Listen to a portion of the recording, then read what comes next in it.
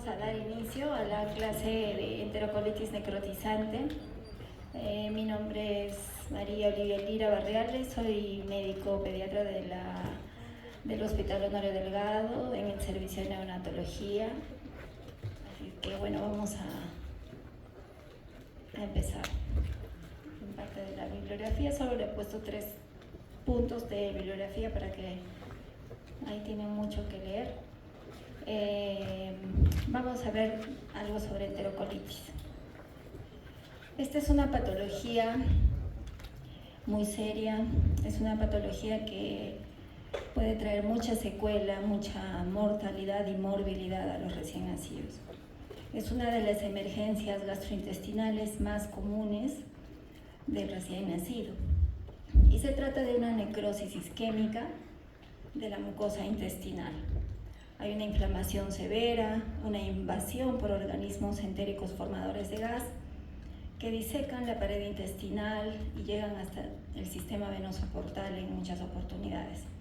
Es una causa, como les decía, de morbilidad y mortalidad alta en sobrevivientes, en recién nacidos, sobre todo menores de 1500 gramos.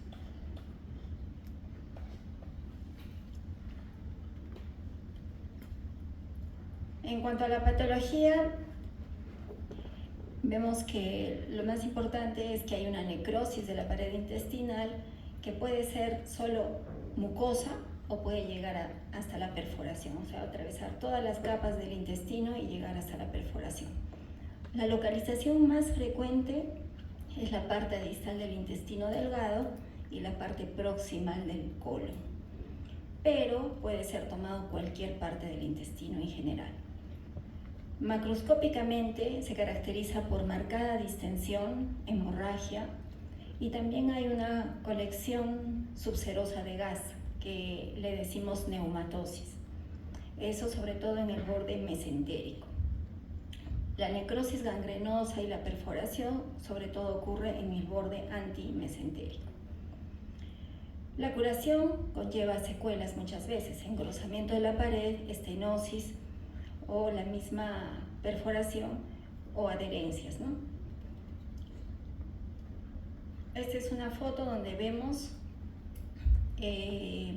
una asa intestinal dilatada con zonas hemorrágicas y también en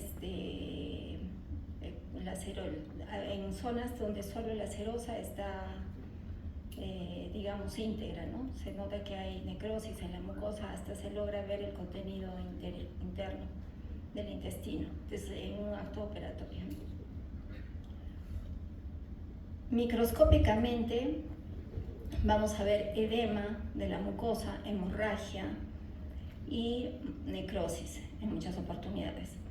Inflamación aguda, infiltración de bacterias y colección de gas. Es raro que llegamos a ver trombosis vasculares. Acá vemos una lámina. En esta figura A solo vemos el gas, ¿no? En la submucosa, como burbujas.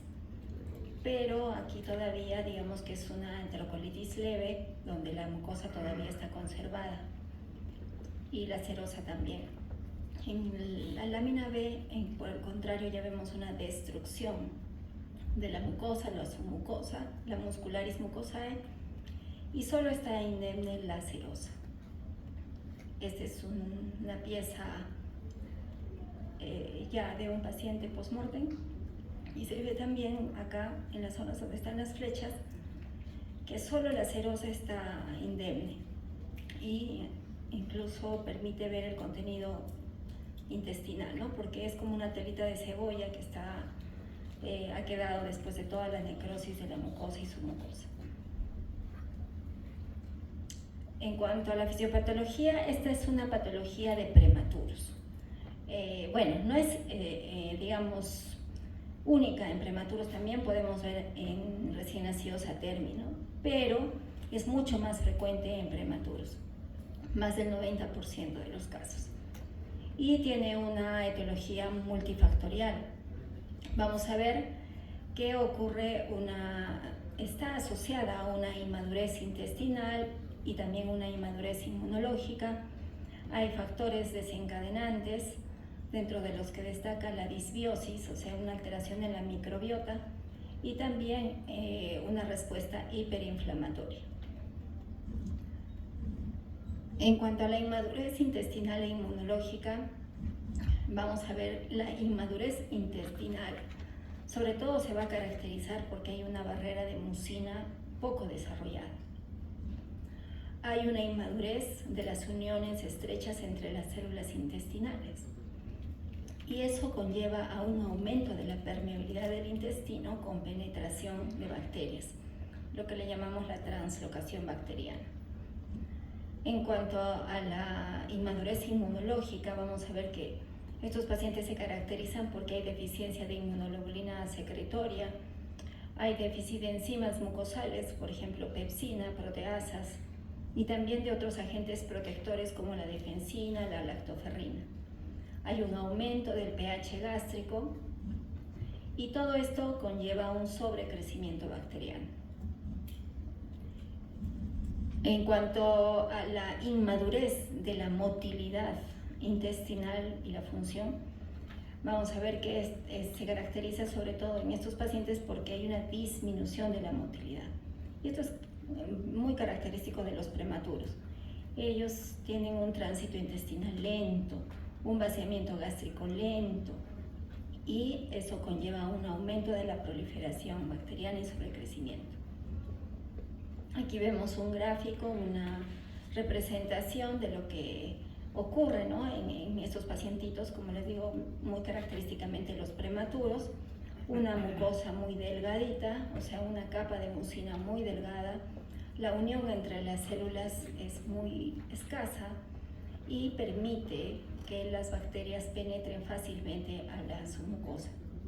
También hay una disminución de sustancias protectoras como la inmunoglobulina A secretoria y también enzimas proteolíticas, aumento del pH gástrico, disminución de la peristalsis, y todo esto conlleva a esa translocación, sobrecrecimiento bacteriano, ¿no? Aumento de la permeabilidad intestinal. Entonces, hemos visto el primer factor, que es la inmadurez intestinal y la inmadurez inmunológica. El segundo gran factor, que le hemos denominado como factores de riesgo, son varias cosas. Una de ellas, y la más importante, es la disbiosis microbiana, o sea, hay una alteración de la microbiota normal. Recordemos que los prematuros son recién nacidos que probablemente al nacer, por su misma prematuridad, no tienen un proceso normal, muchos van a nacer de cesárea, y dependiendo de la edad gestacional, pues muchos no van a hacer contacto piel a piel, van a pasar de frente a una cuna radiante, a ser reanimados tal vez, y a ser colonizados por una flora hospitalaria, una flora patógena. Entonces, ya desde el nacimiento están condicionados a tener una alteración de su microbiota. Entonces, ellos tienen una flora de por sí alterada. Entonces, muchos de ellos no van a recibir lactancia materna desde un inicio, van a tal vez estar en reposo gástrico, o tal vez van a recibir escasas gotas de calostro si es que pueden tolerarla, pero todo eso conlleva a que tengan una flora alterada.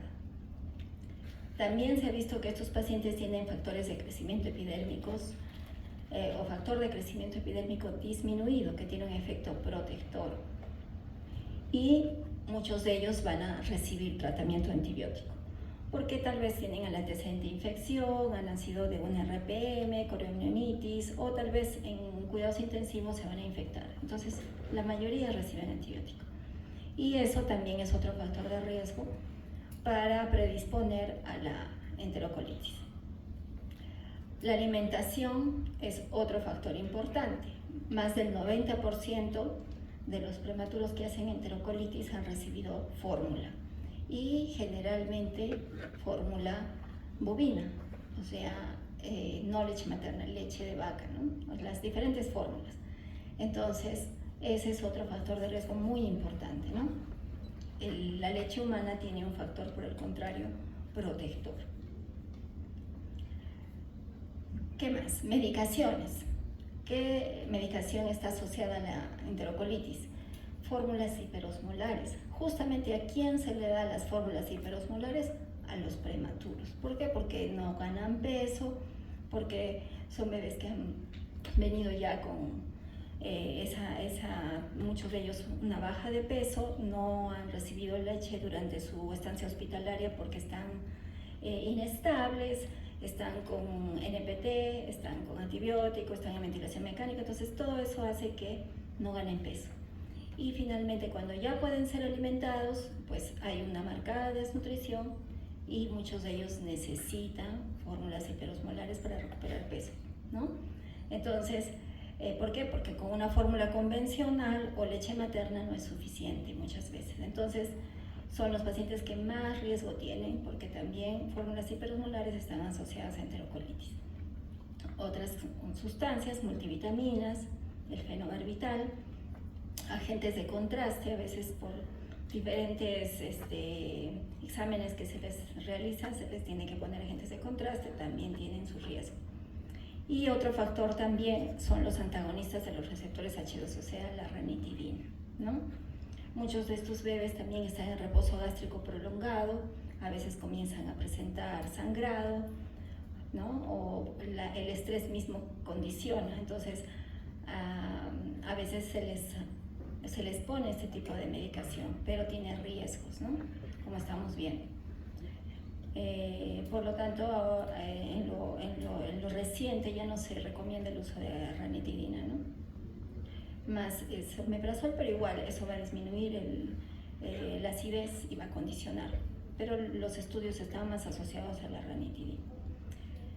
Otros factores, infecciones primarias, son pacientes que están en cuidados intensivos o están hospitalizados, hay una flora patógena, más ese tipo de gérmenes, E. coli, Klebsiella, Pseudomonas, entonces más riesgo de contaminación, más riesgo de infección por estos gérmenes. También tienen inestabilidad circulatoria, muchos de ellos están en shock, con inotrópicos, entonces todos estos son factores de riesgo. O anemia, transfusiones múltiples que a veces tienen que recibir. El tercer factor importante es la respuesta hiperinflamatoria.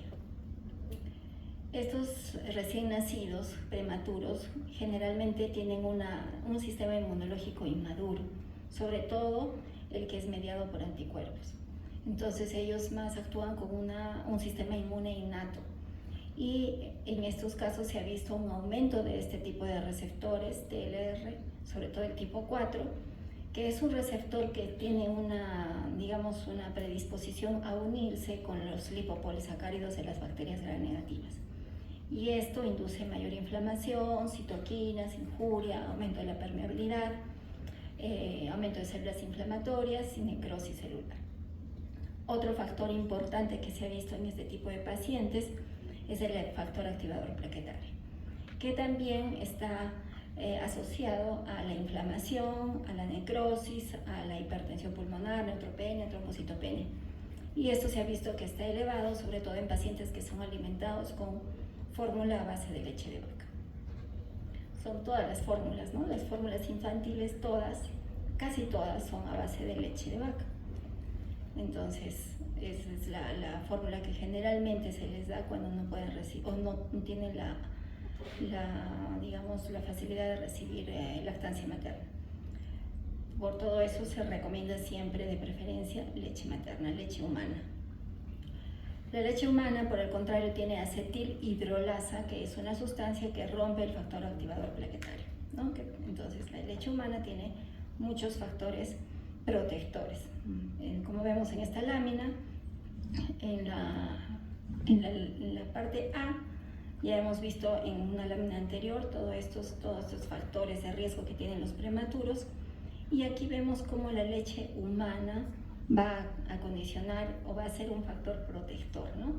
Aumenta la cantidad de enzimas proteolíticas, disminuye el pH gástrico, aumenta, la leche humana tiene un factor laxante natural y por lo tanto aumentar la motilidad intestinal.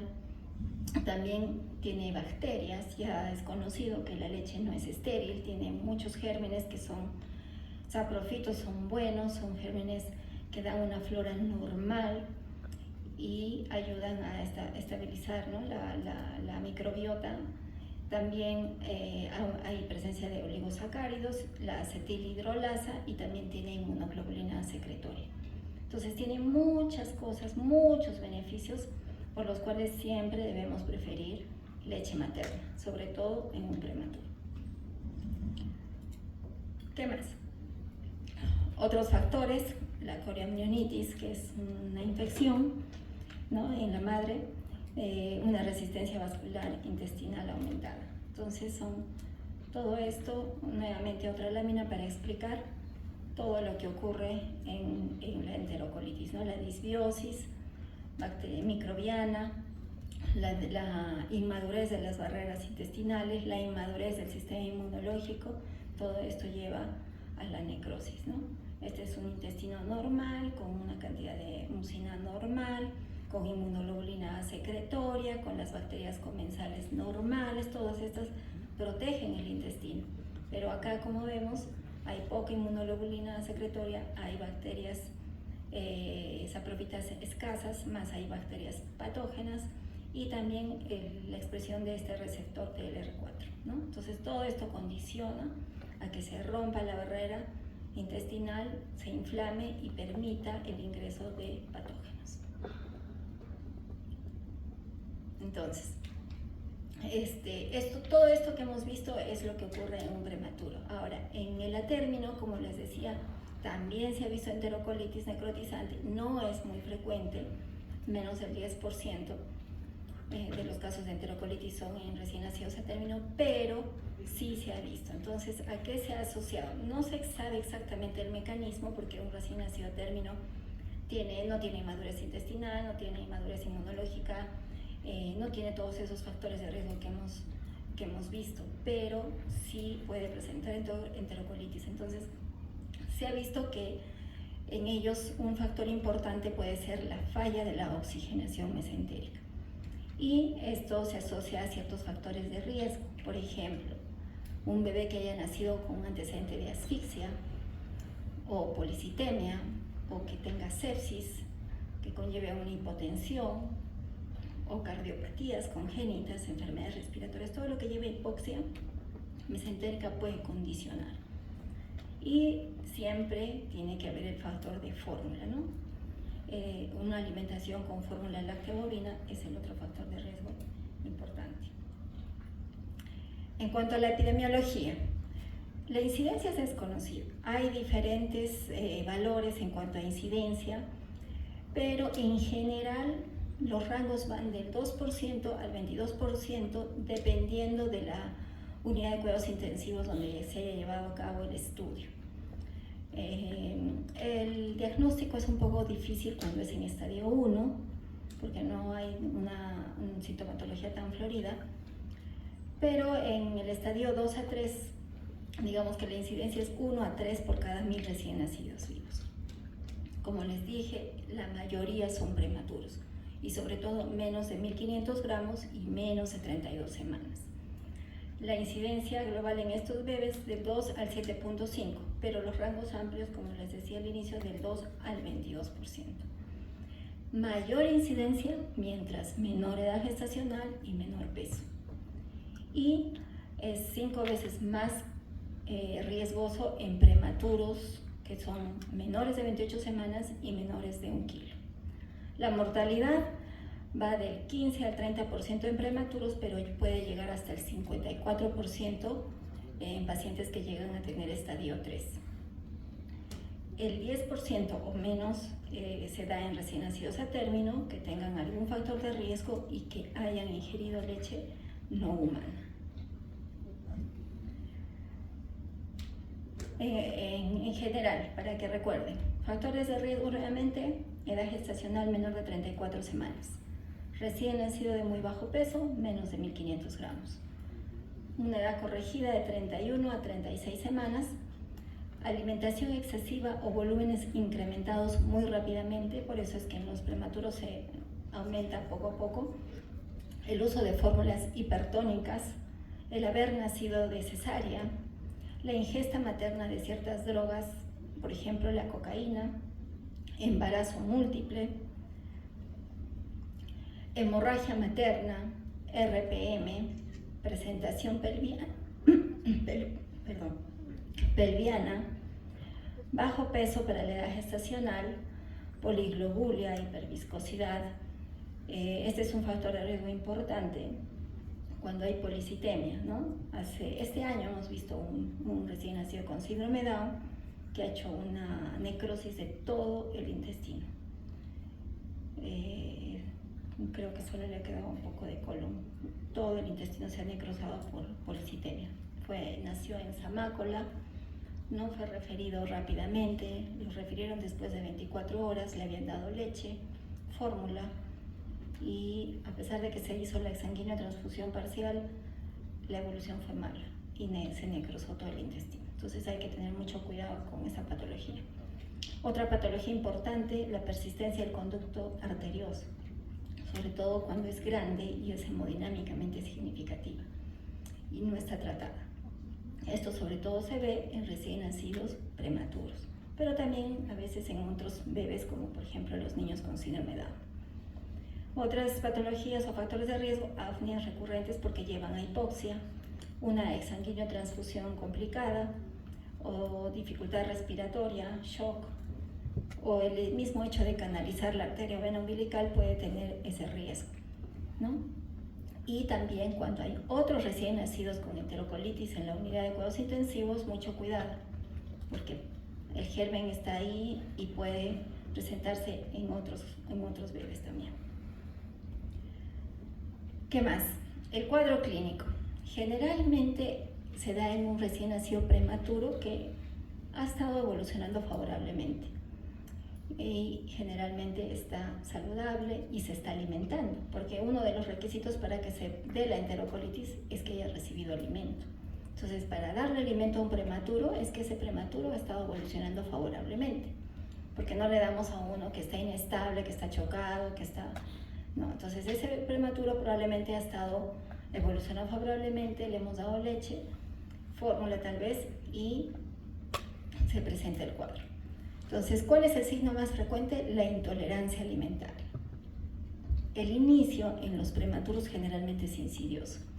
Generalmente es larvado, es poco a poco, vas viendo que el bebé no está tolerando, que no toleró una toma, que vomitó, o tal vez que está con tendencia a la hipotermia, no está yendo bien, entonces hay algo que preocupa a pesar de que está recibiendo leche, entonces en esos bebés hay que tener cuidado. En cambio, en el recién nacido término generalmente es un inicio agudo, generalmente es rápido. Y el tiempo de presentación es inversamente proporcional a la edad gestacional. Por ejemplo, si el bebé, mientras más pequeño, va a presentar la enterocolitis más tardíamente. Y mientras más grande, va a presentar la enterocolitis más precozmente. ¿Por qué creen que pasa esto?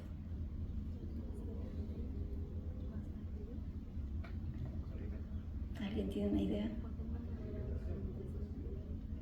Uno de los factores, ¿no? ¿Por qué? Porque probablemente al prematuro más pequeño hemos demorado en darle la alimentación y vamos a darle más tardíamente.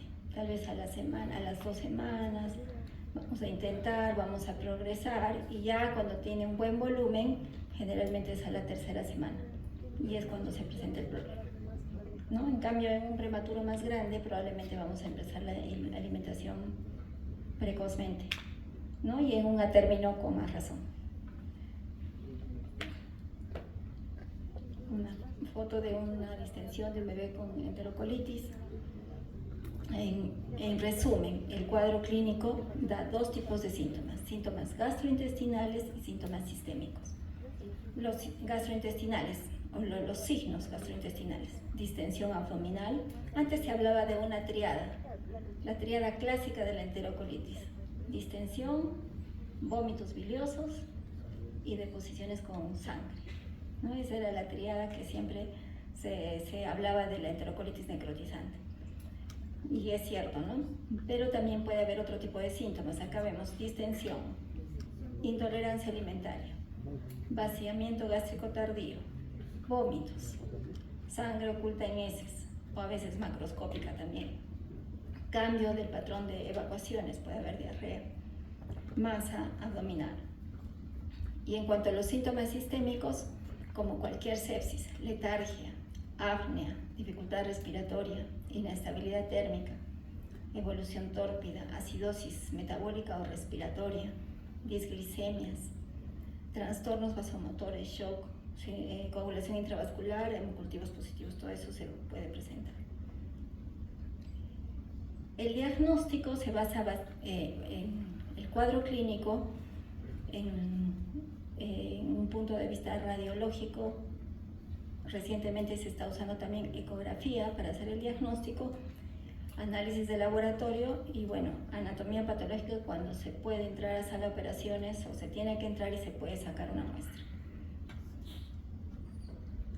Entonces, la clínica ya la hemos visto. Desde el punto de vista radiológico no es un examen que sea muy sensible y específico, pero nos puede ayudar, ¿ya? Entonces, se le debe tomar una radiografía simple de abdomen, de piel, y también puede ser en decúbito lateral, de frente y decúbito lateral izquierdo, al inicio y luego de cada 8 a 12 horas. O sea, hay que hacer un monitoreo, ¿no? ¿Qué se va a ver? Asas dilatadas, ¿ya? A veces solo cuando es un estadio 1, solo asas dilatadas. En un estadio 2 o 3 ya se puede ver la famosa neumatosis intestinal, que se le dice que es el sello de la enterocolitis, y son burbujas en la pared intestinal. ¿Qué más se va a ver? Cuando estamos en un estadio avanzado, neumoperitoneo. También se puede ver el asa centinela, que es un asa fija en la radiografía API lateral y sugiere necrosis o perforación. Y también se puede ver gas venoso portal. Acá vemos unas radiografías donde está la flecha, acá vemos la neumatosis. No sé si logran ver, hay como una línea radiolúcida, ¿no?, que está en medio de la radiopacidad. Esa es la neumatosis, ¿ya?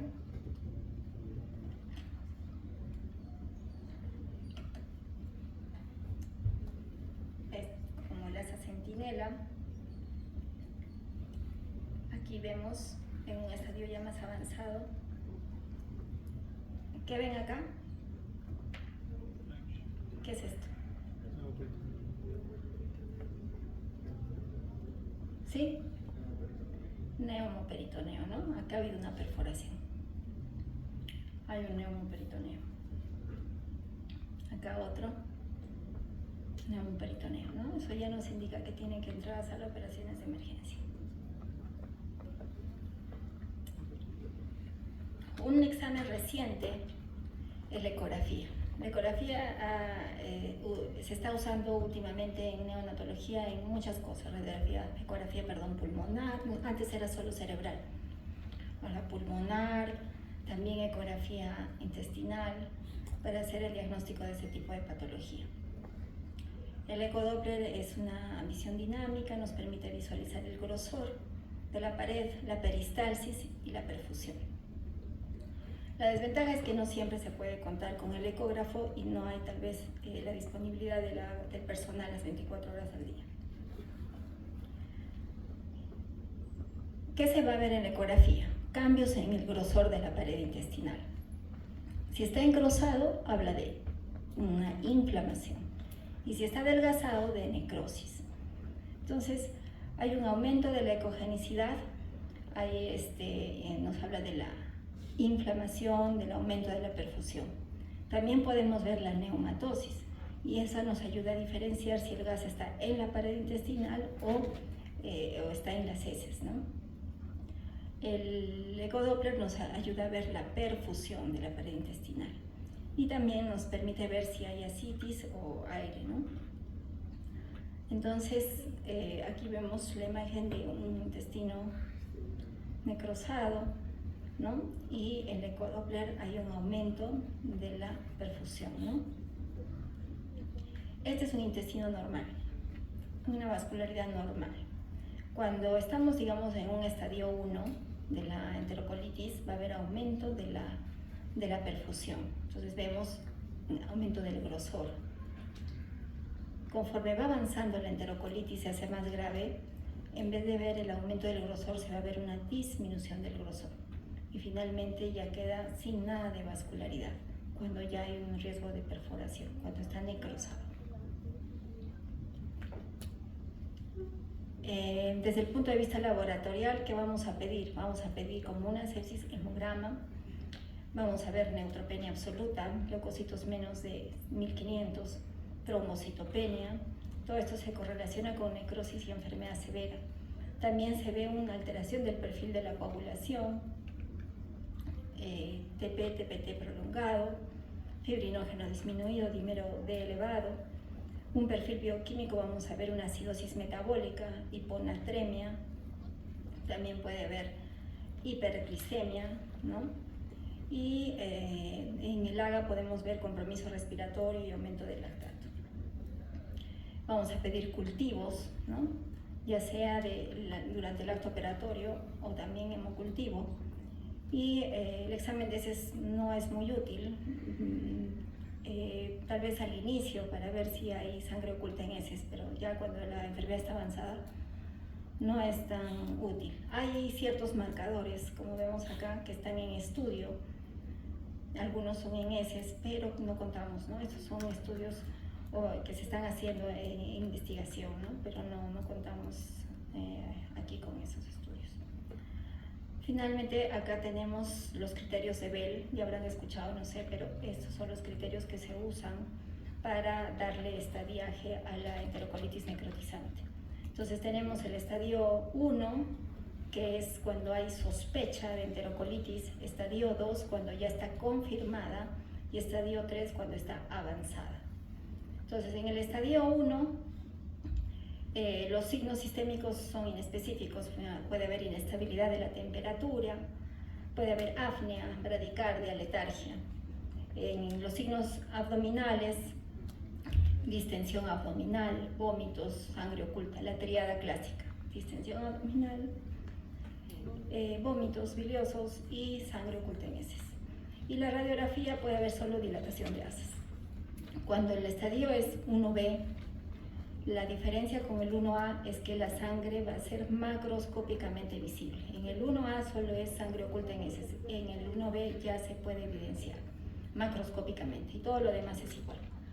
En el estadio 2, que ya es un estadio confirmado, va a ser lo mismo en signos sistémicos y abdominales, pero la diferencia la va a dar la neumatosis. En el estadio 2 se ve neumatosis, en el estadio 1 no.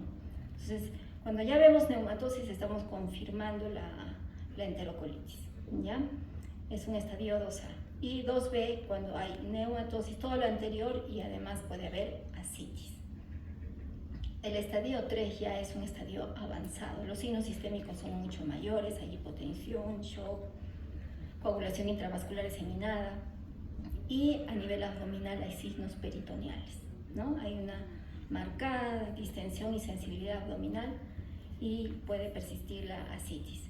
Y en el estadio 3B ya hay perforación intestinal, se ve neumoperitoneo. Entonces, estos son los estadios de la enterocolitis. Ahora, diagnóstico diferencial, cualquier infección, ¿no? Una enteritis infecciosa por cualquier germen puede ser parte del diagnóstico diferencial, pero ¿cuál sería la principal diferencia en radiografías? Que no hay neumatosis. La neumatosis casi podríamos decir es algo muy característico de la enterocolitis necrotizante. Perforación intestinal también es otro diagnóstico diferencial. Cuando es una perforación intestinal espontánea, generalmente es en hilo terminal o colon, y la diferencia con la enterocolitis es que generalmente esta perforación se produce rápido, en la primera semana de vida. No es como la enterocolitis que toma su tiempo, 2 o 3 semanas recién, ¿no? Entonces se da un prematuro en la primera semana de vida, raro que sea enterocolitis, ¿no? Menos si no ha recibido alimentación. Entonces ahí sospechar una perforación intestinal espontánea. Y tampoco hay neumatosis. Obstrucción intestinal también es otro diagnóstico diferencial. Puede haber otro tipo de malformaciones que dan una obstrucción, ¿no? Fisuras anales también es diagnóstico diferencial. Puede ser fisuras, por eso se ve sangre oculta en heces.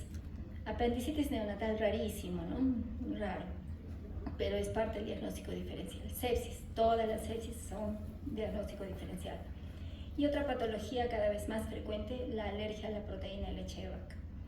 Esta patología también da sangre en heces, pero la diferencia es que un bebé que tiene alergia a la proteína de leche de vaca es un bebé que se le ve sano, se le ve bien, no se le ve séptico, no se le ve comprometido. Sí tiene sangre en heces, pero no se le ve mal. En cambio, un bebé con enterocolitis se le ve séptico, se le ve mal. No es un bebé que se le vea, ni siquiera tiene un buen llene capilar, o sea, se le ve muy comprometido. También puede haber enterocolitis inducida por proteínas alimentarias, ¿no? Y van a tener leucocitosis, trombocitosis, eosinofilia. Y todas estas, tanto la alergia a la proteína de leche de vaca como este tipo de enterocolitis van a mejorar con fórmulas hidrolizadas o elementales. Pero en general el bebé luce bien. Ahora, en cuanto al tratamiento, básicamente depende del estadio. Si es un estadio 1 o 2, el manejo es médico. Manejo médico conservador. Ahorita vamos a ver de qué se trata el manejo médico. Si es estadio 3 o un estadio 2 que no esté mejorando, que no esté respondiendo al tratamiento médico, manejo quirúrgico. ¿Ya? Y el manejo es multidisciplinario, cirujano pediatra, neonatólogo, gastroenterólogo y lo que se necesite, ¿no? Según lo que se vaya presentando. En cuanto al manejo médico, medidas de soporte. Es un bebé con distensión abdominal, que está vomitando, que no está tolerando la vía oral. ¿Qué se debe hacer? Reposo gástrico. ¿Qué más? Descompresión de ese intestino. Colocar una sonda para liberar, o sea, una sonda nasogástrica o orogástrica.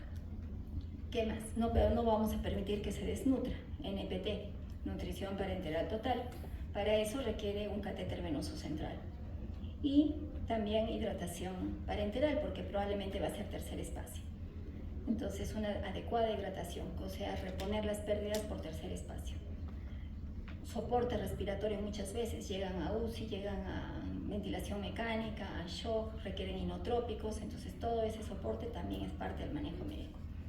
Y otras medidas de acuerdo a lo que se vaya presentando. Si presenta una coagulación intravascular diseminada, también ¿no? Dar el plasma fresco congelado, vitamina K, lo que se necesite de acuerdo a lo que se vaya presentando, a los análisis que vayamos obteniendo.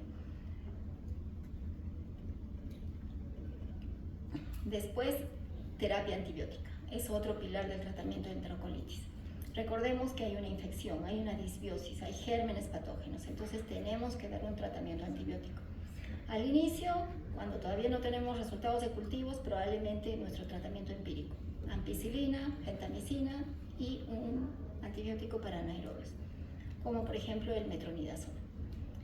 O si no, ampicilina, una cefalosporina de tercera generación y metronidazol.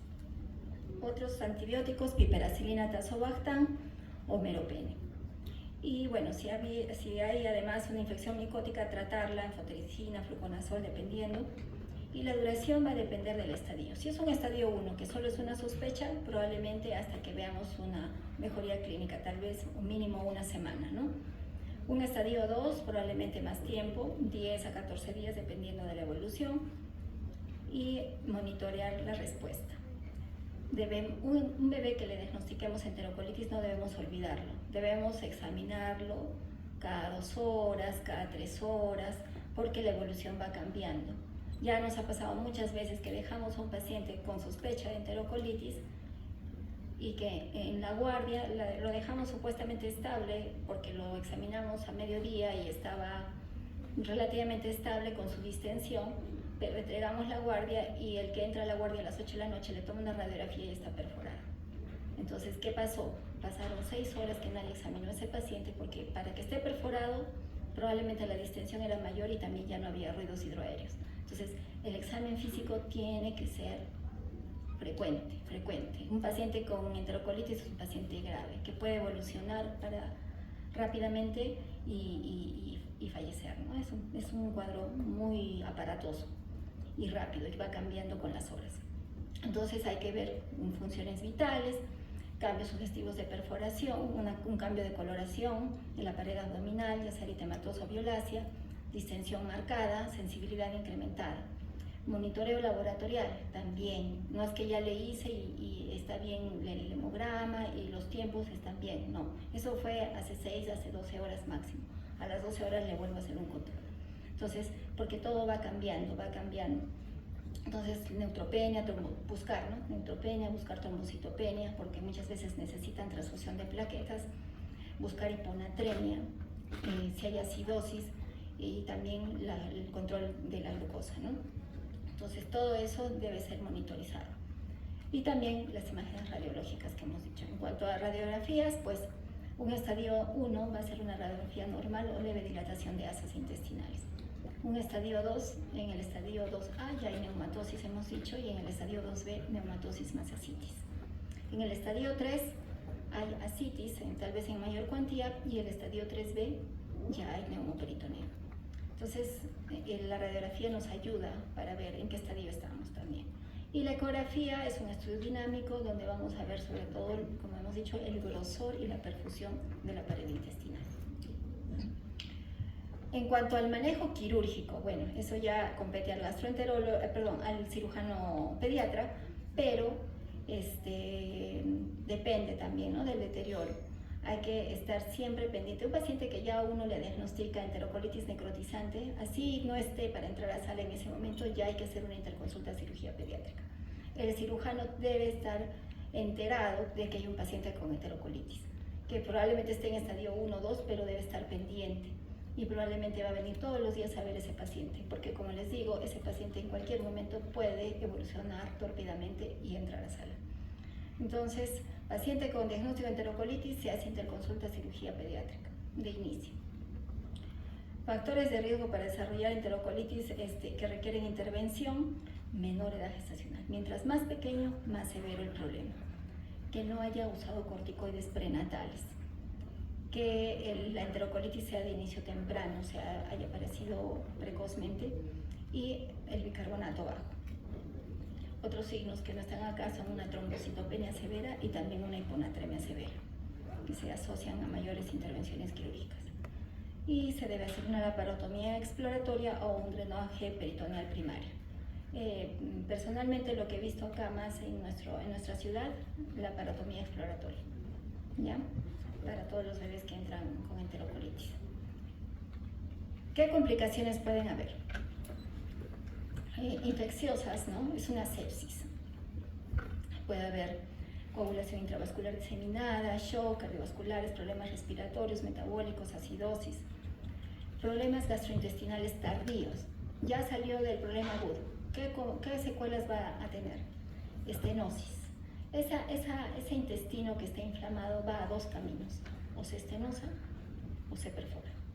Entonces, si no se ha perforado, el riesgo es que más adelante va a ser una estenosis. Si bien es cierto, lo hemos sacado, el paciente ha estado evolucionando favorablemente, cuando ya le intentemos dar leche, no la tolera, comienza a vomitar, porque puede haber estenosis, ¿no? Entonces va a tener que entrar nuevamente a sala de operaciones, hacer la resección de las estenosis, y el riesgo es el que quede con intestino corto, ¿no?, dependiendo de cuánto intestino haya sido comprometido. También puede haber falla intestinal, puede haber una recuperación, digamos, macroscópica del intestino, pero no funcional. Entonces esa es otra complicación, otra secuela. Y no absorbe, queda con mala absorción, no absorbe.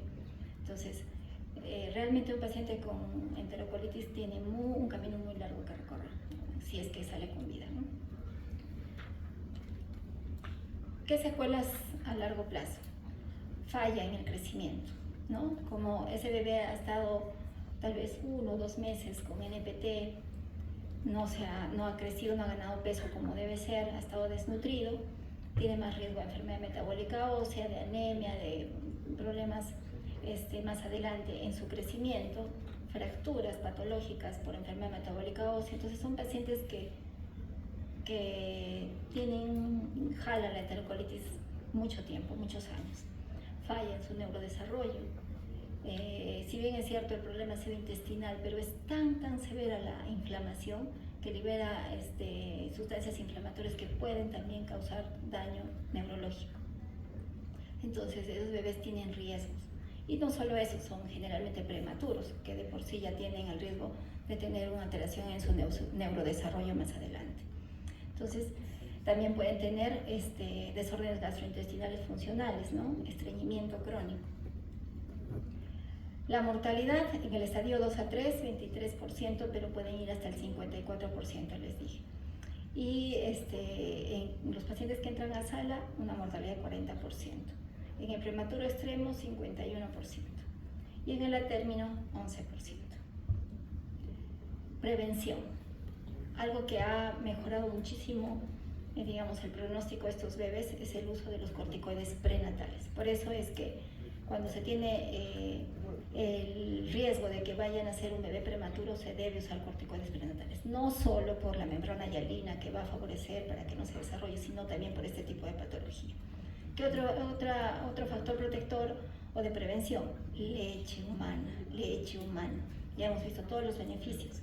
Disminuye el pH gástrico, aumenta la motilidad, tiene inmunoglobulina secretoria, tiene una microbiota normal, tiene muchos beneficios. Establecer protocolos de alimentación trófica los primeros días en un prematuro extremo. Un recién nacido prematuro muy bajo peso, avanzar lentamente en la cantidad de leche, y el calostro, ¿no? El calostro tiene un efecto protector. Evitar el uso prolongado de antibióticos, evitar el uso de la ranitidina, evitar anemias, evitar también transfusiones de sangre excesivas, algo que es controversial pero que está en estudio, es que cuando vayan a transfundir a un recién nacido no le den alimentación en esas horas, mientras lo estén transfundiendo. Se ha visto esa relación, o sea, reposo gástrico mientras el bebé esté recibiendo su transfusión de paquete globular o de algún hemoderivado. Muy bien, eso es todo.